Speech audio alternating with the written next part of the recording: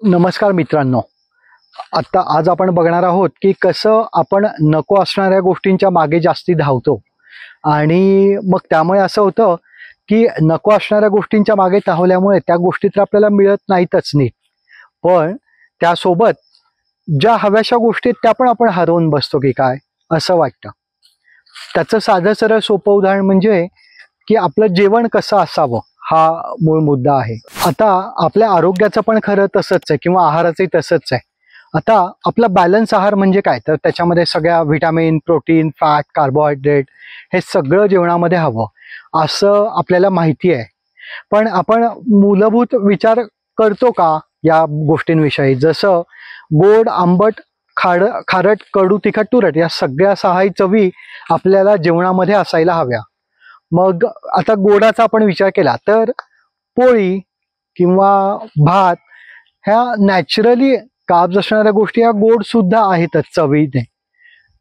आता आंबट चवीचा विचार केला तर लिंबू, ताक, आमसूल यासारखे पदार्थ आपण जेवणात ठेवायला हवे. मग त्यापुढे विचार केला तर गोड, आंबट, खारट.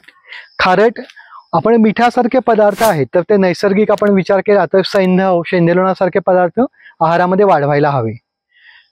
तिखट, तुरट आणि कडू बऱ्याचशा, आता कडू गोष्टींसाठी रोज कारलंच खायला हवंय का, तर तसं अजिबात नाही.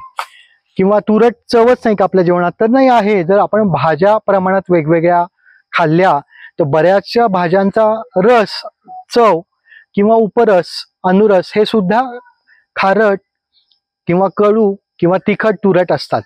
म्हणजेच नीट चांगलं परिपूर्ण पोषक आहार म्हणजे काय याचा आपण जर विचार केला तर समजा पोळी, भाजी, वरण, भात, थोडी कोशिंबीर, तूप, एखादा आंबट पदार्थ घेतला तर त्यामध्ये सहाही चवी या सहज समाविष्ट होतात. किंवा तुमचा जो फूड ट्रायंगल आहे बेसिक, म्हणजे कार्बोहायड्रेट्स आहेत, फॅट आहे, प्रोटीन आहे, फायबर आहे, हा सगळा सर्व समावेशक आहार जर तुम्ही दिवसातनं एकदा वरण, भात, भाजी, पोळी, कोशिंबीर, तूप, एखादा आंबट पदार्थ जरी घेतला, शिवाय कधीतरी एखादं फळ खा जे साक्षात गोड चवीचं आहे, तर तुमचा संतुलित आहारही होतो.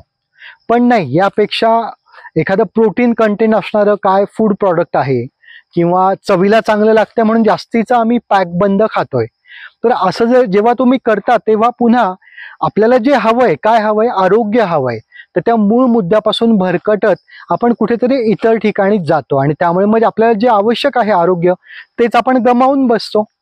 आणि त्याऐवजी जर आपण आरोग्याकडेच लक्ष केंद्रित केलं, त्यानुसार हा असा साधा सरळ संतुलित आहार ठेवला, तर आपल्याला हवंय ते आरोग्यही मिळतं आणि इतर गोष्टींचाही आपल्याला चांगला लाभ होतो.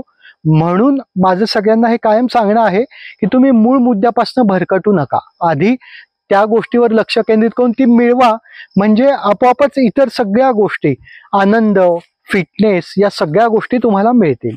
मग या सगळ्याचा पुन्हा मूळ मुद्दा असा, नित्यम सर्व रसाभ्यास. संतुलित आहार म्हणजे काय, तर नित्यम सर्व रसाभ्यास. गोड, आंबट, खारट, कडू, तिखट, तुरट या सगळ्या चवींचा समावेशक आहार हा दिवसातनं एकदा व्यवस्थित हा जायलाच हवा. आणि जर भूक असताना योग्य वेळेत घरी बनवलेला असा सहा रसांच्या चवीने युक्त आपण जेव्हा हा आहार करतो, तो व्यवस्थित चावून खातो, एकाग्रतेने आहार करतो, तेव्हा मग खूप मोठी औषधं घेणं, आजारी पडणं याची काही आवश्यकताच उरत नाही.